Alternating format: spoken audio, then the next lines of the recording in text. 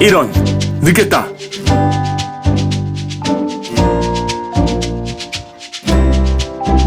안녕하세요.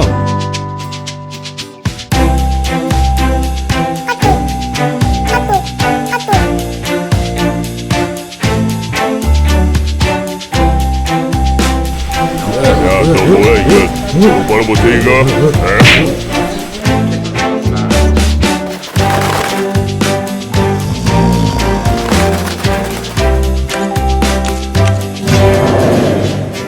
뭐야, 이건 예배가 아니잖아!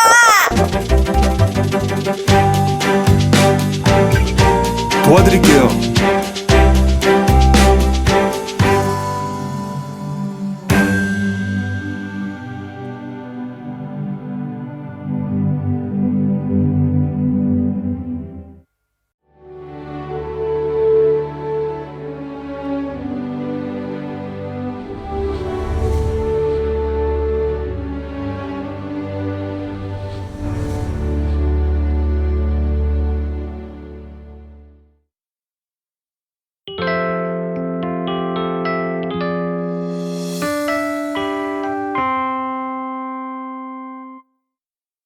룻기는 사실 흉년에 또 시작부터 죽고 죽는 이야기가, 그래서 사람들이 슬프고 울고 눈물 흘리는 그런 암울한 시기에 쓰여졌던 책입니다.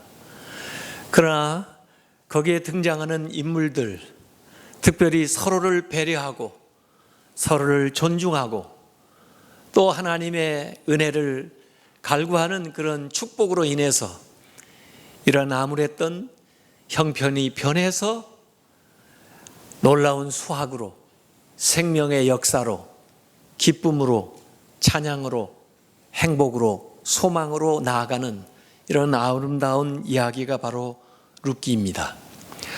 오늘 어려움의 상황 속에서 있는 대한민국, 또 우리의 삶에 이 말씀이 그래서 소중하고, 또 우리가 어떻게 하면은 그런 소망으로 그렇게 복된 곳으로 나아갈 수 있는가에 대한 귀한 교훈들을 주고 있어서 오늘 이 말씀을 여러분들에게 전합니다. 어려운 가운데 있었지만은 서로를 탓하거나 책임을 전가하지 않고 서로 배려하는 모습들이 우선 여기에 나옵니다. 그래서 남편 죽고 아들들이 줄줄이 죽은 그 나오미, 그리고 이방 여인으로서 며느리가 됐던 룻, 이 관계에서도 마치 자기의 친딸처럼 또 자기의 어머니 이상의 그런 서로를 존중하고 배려하는 이야기가 나옵니다. 1장 16절에 보니까 룻이 그 나오미에게 얘기하는 겁니다. 내게 어머니를 떠나며 어머니를 따르지 말고 돌아가라 강권하지 마옵소서. 어머니께서 가시는 곳에 나도 가고 어머니께서 머무시는 곳에서 나도 머물겠나이다. 어머니의 백성이 나의 백성이 되고 어머니의 하나님이 나의 하나님이 되시리니. 남편도 죽었는데 그 시어머니 또 시아버지도 돌아가시고 그 혼자 남은 그 어머니를 끝까지 남아서 섬기겠다고 하는 이 룻의 이 마음, 또 그 룻이 새로운 출발을 하라고 거듭해서 얘기하는 이 나오미, 이 둘 사이의 모습은 서로를 존중하는 그런 모습이 나오는 거죠. 오늘 룻기 2장을 시작하면서 거기에 보아스가 일꾼들이 추수하고 있는 그곳에 당도했을 때 그 보아스와 일꾼들의 모습이 2장 4절에 기록이 되어 있습니다. 보아스가 베들레헴에서부터 와서 베는 자들, 그 일꾼들에게 얘기하는 겁니다. 여호와께서 너희와 함께 하시기를 원하노라, 축복하는 거죠. 그때 그 일하던 사람들은 또 응답합니다. 그들이 대답하되 여호와께서 당신에게 복 주시기를 원하나이다. 고용한 사람과 피고용인의 이 관계가 서로 축복하는 관계예요. 서로 존중하는 관계입니다. 그렇기 때문에 얼마나 일하는 것이 즐겁고 또 일이 잘 됐을까 하는 생각을 우리가 하게 되는 거죠. 또 거기에 마침 이삭을 줍기 위해서, 사실 이삭을 줍는 것은 어찌 보면은 자기가 할 수 있는 가장 미약한 일인데 남의 긍휼을 구하면서 그걸 모아다가 연명해 가는 것이 이삭 줍기죠. 그런데 그 이삭을 줍고 있는 그 룻을 보고 보아스가 하는 말이 나옵니다. 오늘 읽었던 대목입니다. 8절 9절에 내 딸아 들으라. 그 여인을 딸이라고 불러요. 이삭을 주우러 다른 밭으로 가지 말고 여기서 떠나지 말고 나의 소년들, 내 일을 해주는 이 일꾼들과 함께 있으라. 그들이 베는 밭을 보고 그들을 따르라. 내가 소년들에게 명령하여 너를 건드리지 말라 하였느니라. 너를 잘 보호해달라고 그랬으니 목이 마르거든 그릇에 가서 소년들 자기들 마시려고 불러왔던 그 물을 마시라 이거예요. 자기 일꾼도 아닌데 일꾼 이상으로 대우를 해주는 겁니다. 또 식사 시간이 되었을 때 자기 일꾼들을 위해서 마련한 식사지만은 이 보아스가 룻을 부르는 겁니다. 이리로 와서 떡을 먹으며 내 떡 조각을, 와서 떡만 먹어도 미안하고 고마운데 이 초에 찍으라. 반찬까지 같이 먹으라 그런 거죠. 룻이 곡식 빼는 자 곁에 앉으니 그가 볶은 곡식을 주매. 얻어 먹어도 마음껏 자기가 가져다 먹을 수 있겠어요? 그러니까 보아스가 볶은 곡식을 그에게 갖다가 얹어주면서 주매. 룻이 배불리 먹고 얻어먹는 사람이 배불리 먹었어요. 그리고 남았더라. 남은 건 나중에 자기 어머니 나오미에게 갖다 주는 대목도 뒤에 나오는데요. 룻이 이삭을 주우려 밥 먹고 일어나 가지고 갈 때 보아스가 자기 소년들 일꾼들에게 이 얘기를 하는 겁니다. 명령하여 이르되 그에게 곡식 단 사이에서 죽게 하고, 곡식 단을 쌓아놓은 그 주위에서 주우면 얼마나 곡식이 더 많이 이삭이 있겠어요? 거기에서 주울 수 있도록 허락을 해주고, 책망하지 말고 왜 이거 가져가느냐고, 이건 추수한 거라고 그러지 말라는 거죠. 또 그를 위하여 곡식 다발에서 조금씩 뽑아버려서, 모르는 사이에 조금씩 곡식 단에서 뽑아서 버려라 이거예요. 주워갈 수 있도록 그에게 죽게 하고 꾸짖지 말라 하니라. 이게 뭐예요? 도와주기는 도와주지만은 도와주면서도 그가 일할 수 있게 해주고, 또 일하면서도 그냥 주는 게 아니라 모르게 그가 더 많은 것을 거둘 수 있도록 해주는 거예요. 이건 구걸하거나 도움을 받는 사람의 마음을 다치지 않도록 배려해 가면서, 그를 존중해 가면서 도움을 주는 거죠. 우리가 세상에서 어떤 때 도움을 받고도 자존심 상하는 것은, 기분이 나쁜 것은 존중받지 못했기 때문에 물질적으로는 도움을 받았어도 마음으로는 감사한 마음이 사라질 경우가 많아요. 어쨌든 여기에 보아스는 룻을 위한 배려하는 마음, 존중해주는 정신이 들어가 있는 겁니다. 사실 이 룻은요, 보잘것없는 위치에 있었습니다. 모함 여자, 이방 여자예요. 이방 사람은 개처럼 취급받은 때예요. 더구나 여자, 그것도 과부가 된 지 한 10년 돼가지고 여기 아무것도 모르는 외지에 와서 시어머니를 섬기면서 지나는데, 요새 외국인 여기 결혼해가지고 다른 나라에서 또 특별히 어려운 나라에서 시집 온 그 여인들을 생각을 해보라고요. 그래서 여기 처음에는 모압 소녀라고 2장 6절에 나와 있어요. 그러다가 2장 10절에는 모압 여인이라고 나와 있고, 2장 13절에는 하녀라고 나와 있어요. 하녀. 그 다음에 3장 9절에는 여종이라고 나와 있어요. 사실 그것 이상의 좋은 말을 써줄 수가 없는 그런 형편에 있는 여인입니다. 그런데 보아스가 그 여인을 이렇게 선대하고 이렇게 존중하고 이렇게 대우해 주니까 이 여인이요, 3장 11절에 보니까 현숙한 여인이 돼요. 이 보아스가 그 룻을 그렇게 불러주는 거예요. 너는 현숙한 여자다. 그럴 수 없는 형편에 있는 여자 보고 너는 현숙한 여자다. 그리고 그 현숙한 여자에 합당한 대우를 하게 되니까 결국은 이 룻이 그 보잘것없었던 여인이 현숙한 여인이 되고 이 보아스의 아내가 되어서 결국은 이 추수밭에 이삭 주우러 왔던 이 여자가 종만도 못했던 일꾼만도 못했던 이 여자가 그 추수밭의 여주인이 되고 더 나아가서 오벳은 다윗의 할아버지인데 오벳의 어머니가 되고 다윗의 증조모가 되는 거죠. 그래서 예수님의 족보에 다윗 왕조의 이름을 올리는 존귀한 여인이 바로 이 룻이 되었다는 겁니다.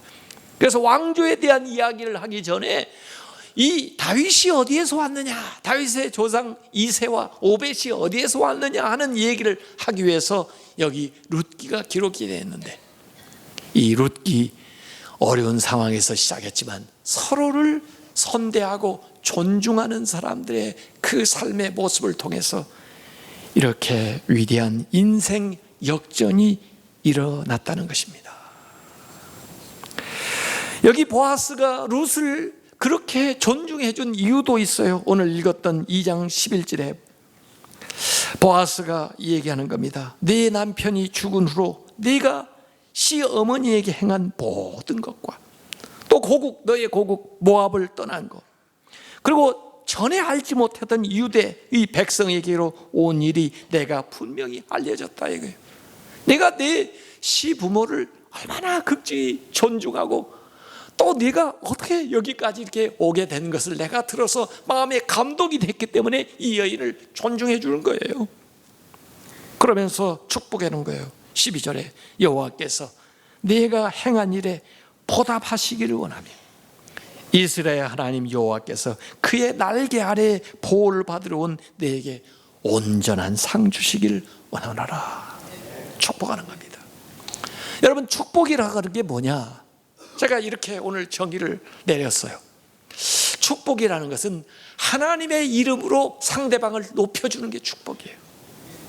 그래서 우리가 고미사축에 축복합니다 이 말이 굉장히 중요한 게, 세상에서 칭찬하는 거 물론 존중해 주는 거 그것도 중요한데 그 이상으로 하나님의 이름으로 그를 칭찬해 주는 거예요.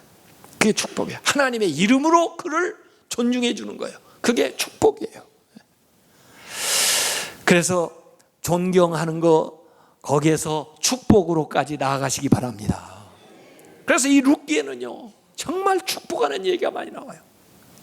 어려울 때는 그 어려운 상황을 바꾸기 위해서는 축복을 해줘야 돼요. 우리가 세월호 참사 이후로 참 어렵습니다, 나라가. 그런데 이 상황에서 우리가 헤어나오는 길은 축복을 해줘야 돼요. 칭찬을 해줘야 돼요. 존중을 해줘야 돼요. 그런데 그런 게 안 보여요. 서로 탓을 하고 비난을 하고 막말을 하고 존중을 해주지 않으니 어떻게 여기서 헤어나오겠습니까? 룻기의 상황은 굉장히 어려운 상황입니다. 흉년과 죽음과 참 인생으로 어쩌면 이렇게 불행한 일이 있을까 하는 그런 상황이에요. 그럼에도 불구하고 그들은 서로 축복하는 겁니다. 여기 보니까 말이에요, 전부 서로 축복을 해주는데, 보아스는 오면서 일꾼들을 축복했죠. 일꾼은 또 보아스를 축복했죠. 룻은 보아스를 축복해 주죠. 또 보아스는 룻을 축복해 주죠. 나오미는 또 그 보아스 친절 베푼 보아스를 축복해 주죠. 또 장로들은 그 보아스가 잘했다고 보아스를 또 축복해 주죠. 또 여인들은 나오미에게 와서 축복을 해주죠. 서로 축복을 해줘요. 서로 축복을 해줘요. 서로 칭찬을 해줘요. 서로 존중을 해줘요. 그러니까 새로운 일, 놀라운 일이 일어나게 되는 것입니다.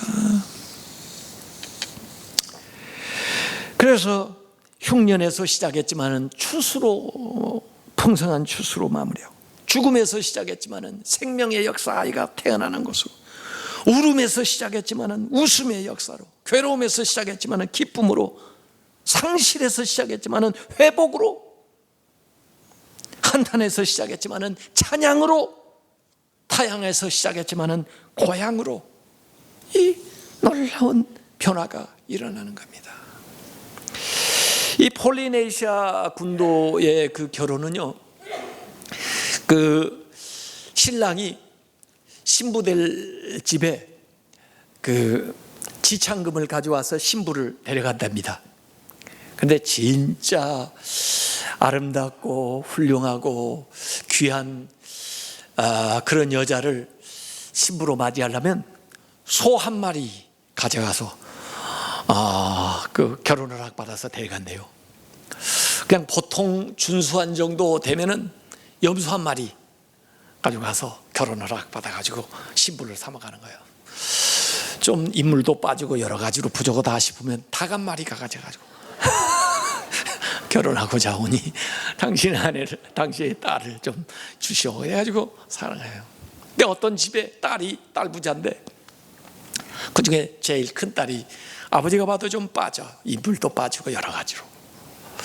그래도 얘가 빨리 결혼을 해야 줄줄이 동생들이 시집을 갈 텐데 말이에요. 누가 데려가려고 나서는 사람이 없어요. 나이는 들어가는데. 그래 아버지가 닭 한 마리는 그만두고 달걀 한 줄이라도 누가 가져와서 좀 데려갔으면 좋겠다 생각을 했는데, 어느 다른 지역에서 이 장사차 온 젊은 이 장사 부자가 거기 여러 차례 그 마을 들락거리더니 그 다음에 그 큰딸이 좀 그래도 마음에 들었나 봐요. 근데 이제 결혼 허락을 받기 위해서 오는데 말이에요, 이 사람이 소 8마리를 가지고 온 거예요. 소 8마리를 줄줄이 끌고 와가지고 그 집 앞에 딱 메어놓고는 제가 당신의 딸을 사랑해서 제 아내로 삼고자 하오니 부디 허락해 주시기 바랍니다. 그 아버지가 허락이고 말고 없잖아요. 아이고 잘됐다고 얼른 결혼시켰습니다. 가지고 얼마간 지내다가 이제 그 남편 따라서 다 지역에 갔는데, 이 여자는 말이에요, 그때부터 자기 마음속에 자긍심이 생기기 시작한 거예요. 왜냐하면 자기는 소 8마리 받은 여자거든요. 이 여자 별명이 뭐이 되냐면 소 8마리 아가씨, 이 별명이 붙은 거예요. 그 동네 사람들이 그 사람을 볼 때마다 너무 부러운 거죠. 여인들이 쟤는 소 8마리 받았대. 물가에 가도 그런 얘기를 해요. 자기 마음속에 나는 내 남편한테 소 8마리를 주고 이렇게 데려올 만큼 존중을 받고 인정을 받는 사람이야. 그러다 보니까 이 사람이 걸음걸이가 달라지고요, 마음 씀씀이가 달라지고요, 다른 사람을 대하는 태도가 달라져요. 한동안 지냈다가 오래간만에 친정에 왔는데 보니까요, 자기 부모도 몰라볼 정도로 진짜 귀부인이 돼서 돌아온 겁니다. 그 딸이. 왜 그런가 했더니 그 여자가 소 8마리를 받고 시집간 여자거든. 존중을 받으면 사람을 다르게 만드는 거예요. 여러분 자녀들을 존중해 주시기 바랍니다. 여러분의 아내와 여러분의 남편을 존중해 주시기 바랍니다. 우리가 존중하는 문화를 만들어 가야 돼. 생명도 존중하는 문화를 만들어 가야 되는데 전부 경시하는 문화예요. 자꾸 차별하는 문화예요. 이러니까 해결이 안 됩니다. 실제 있었던 이야기를 제가 봤는데, 포르투갈 항공사에서 이제 비행기 이륙했는데 어떤 사람이 백인인가 본데 흑인 옆자리에 앉게 되는가 봐요. 좌석 배치가. 그래 가서 보고는 기분 나쁜 거예요. 가지고 스튜어디스 불러가지고 나 자리 좀 바꿔달라. 나 이 흑인하고는 같이 못 앉겠다. 냄새나고 오랜 시간 가야 되는데 나 이거 참을 수가 없다. 스튜어디스가 아무리 찾아도 만석이라 바꿔줄 좌석이 없잖아요. 그런데도 계속 항의를 해. 비즈니스석도 만석이에요. 그날따라. 자꾸 항의하는데 어떻게 해요? 이 기장한테 가서 이 얘기를 한 거죠. 승객 한 분이 계속 어필을 하는데 이거 어떻게 해야 됩니까? 그래서 아마 기장이 해결책을 냈나 보죠. 그래서 이 사람이 스튜어디스가 와서 이 얘기를 하는 겁니다. 참 오늘따라 만석이라 비즈니스석까지 차가지고 이렇게 바꿔드릴 수가 없네요. 우리 비행기 역사상 이코노미석을 비즈니스석으로 바꿔드린 적은 있어도 한 단계 건너뛰어가지고 퍼스트 클래스로 1등석으로 바꿔드린 적은 없지만 당신이 계속 어필을 하니까 기장께서 1등석으로 바꿔드리라고 했는데 옆에 앉아 계시는 흑인 손님 일어서십시오. 퍼스트 클래스로 옮겨드리겠습니다. 그렇게 자기가 옮겨갈 줄 알았더니 말이에요. 예. 하여간에 우리가 남을 존중할 줄 알아야 우리도 존중받습니다. 오늘 그 황금률이 그거예요. 예? 그러므로 무엇이든지 남에게 대접을 받고자 하는 대로 너희도 남을 대접하라. 이것이 율법이요 선지자다. 율법이요 선지자라는 것은 성경이에요. 그 당시 이제 이게 신약 성경이니까 구약을 얘기하는 거 아니에요. 구약의 정신이다. 성경의 정신이다. 성경은 율법과 선지자래. 성경의 정신, 성경을 만약에 꽉 짜가지고 이 컵에다가 내린다면은 남에게 대접을 받고자 하는 대로 너희도 남을 먼저 대접하라는 거예요. 그게 성경의 요약이다. 이게 성경의 정신. 나중에 예수님께서 이거 마태복음 22장 40절에는 사랑으로 말씀을 하셨는데 이 사랑하는 거나 존중하는 거나 대접하는 거나 다 같은 뜻이에요. 그런데 네가 정말 대접받고 싶으냐? 내가 정말 사랑받고 싶으냐? 존중받고 싶으냐? 남을 먼저 대접해라 이거예요. 남에 대한 그 관계가 너가 어떻게 되는 것을 결정한다는 거예요. 이게 사무엘상 2장 30절에도 하나님께서 그런 말씀하셨습니다. 하나님을 높이는 사람은 하나님이 높여준다. 하나님을 존중해라. 그러면 내가 너희를 높여준다. 그래서 우리 인생이 존귀해지는 것은 하나님을 높이고 다른 사람을 존중하는 것을 믿으시길 바랍니다. 지금 존중받고 있다면, 진실로 그 사람이 존귀하게 된 사람이 있다면 지금까지 다른 사람을 존경하고 존중했기 때문에 그런지도 모르겠어요. 그래서 노엘 넬슨이라는 사람은 그런 글을 썼습니다. 사람은 누구나 자신의 가치를 인정받고 있다고 느끼고 자신의 존재와 자신의 일이 가치 있다는 느낌을 받을 때 기꺼이 당신에게 협력하는 법이다. 존중은 존중을 부른다. 존중을 하게 되면 존중을 부른다 이거예요. 당신이 다른 사람에게 품는 그 존중의 진동은 당신을 향한 그들의 존중을 부른다. 이렇게. 그래서 우리가 우리를 따르는 사람들을 존중해 줄 때 그 팔로워들은 목숨 걸고 헌신해서 그 지도자를 위해서 일하는 거예요. 존중해 주세요. 특별히 어려운 일을 하시는 분들을 존중해 주세요. 청소 나를 위해서 해주시는 분들, 또 나를 위해서 경비를 서주시는 분들, 이런 분들을 존중하세요. 여러분 회사에 수위 이름 알고 계십니까? 여러분 아파트 경비하시는 분 이름 알고 계십니까? 제가 사는 아파트 경비하시는 분은 김광식 씨예요. 설교 시간에 이 얘기하려고 제가 미리 가서 물어봤어요. 아시고 지내야 돼요. 그분은요 원래 회사에서요 중요한 일 하시던 분이에요. 그분이 일찍 은퇴하셔가지고요 자녀들한테 패키지기 싫어서요 나와서 아파트 경비원하고 계시는 거예요.